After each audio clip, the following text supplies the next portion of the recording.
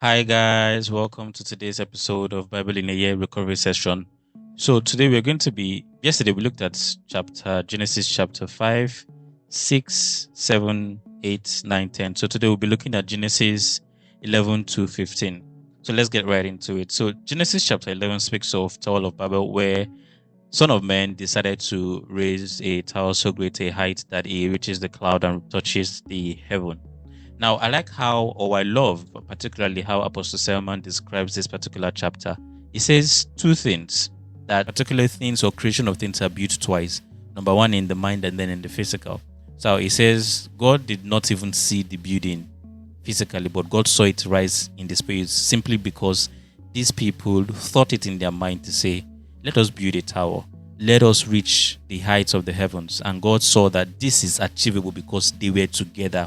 Their mind perceived it. So God went down in the spirit and then distorted their speeches by giving them different tongues, and then they separated in the earth. So that's what chapter 11 talks about. And then further down there is the descendants of Shem, talking about the genealogy of Shem.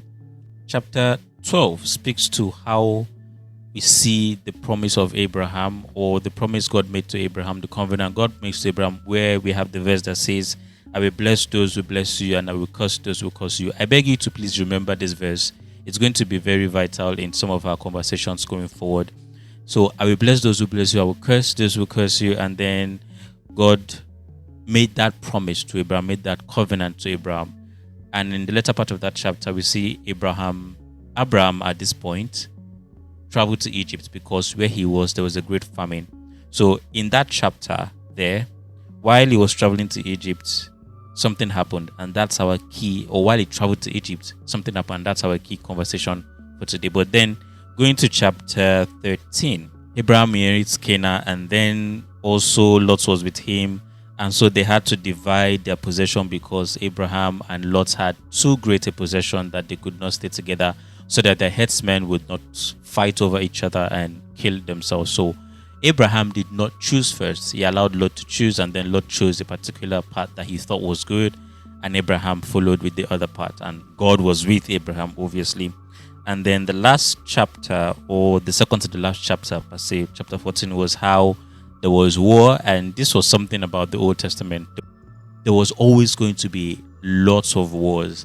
And what happened is that Lot fell into the part where kings were fighting and all of that. So Abraham had to go rescue Lot, like an elder brother kind of movement. You know, that kind of John Wick and Jason Statham kind of movement. Went in there, busted everywhere, and then rescued Lot. And that was amazing. And then we saw the introduction of Melchizedek and Titan and the likes. And then our last chapter for today, chapter 15, speaks to how God reiterates his covenant with Abraham.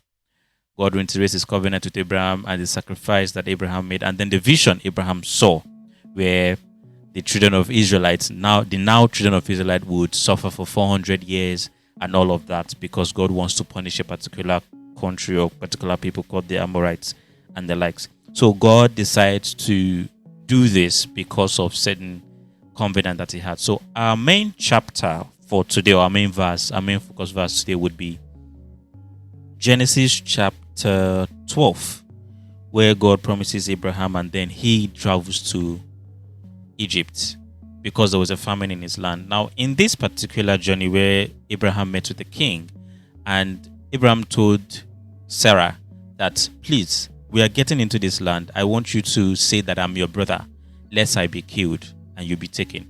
Now, before we get into the conversation, just very brief conversation, I want you to understand that regardless of how Abraham had portrayed Sarah to those kings, they would have taken Sarah as the wife, because this is something that happens a lot with kings. Then when they see a woman that they like, they want to possess the woman, either by killing the husband if she's married, or by forcefully taking her from her husband, or paying dowry for her and all that. So a king just takes only those who have the fear of God do not do this. So regardless of Abraham's intentions, they would have taken Sarah as his wife or as his sister. However, there's something that happens in this chapter where God reaches out to the king, then Pharaoh, and says, do not do this, do not do that. Ensures that Pharaoh's hands were tied, because this is God intervening, and God plagued him. What that taught me particularly is there is a way you would have a covenant with God it becomes a covering. Remember how Noah built, how I described the Noah in our previous chapter, how I described Noah's covering over the flood that happened. So two things. You have a covering from your covenant with God, and then that covering or that covenant orders your steps. Now we'll see also in separate chapters or chapters coming forward how those who had a covenant with God but fell, but the covenant covered for them, made them not suffer from the consequences of their covenant with God, because God's covenant is his word. However, when Abraham had to sin by saying this, he lied. Let's just be fair, he lied because, oh, you're my sister. They're not sisters. They're not brothers and sisters, obviously. But then he had to do that because he was acting based on his human capacity.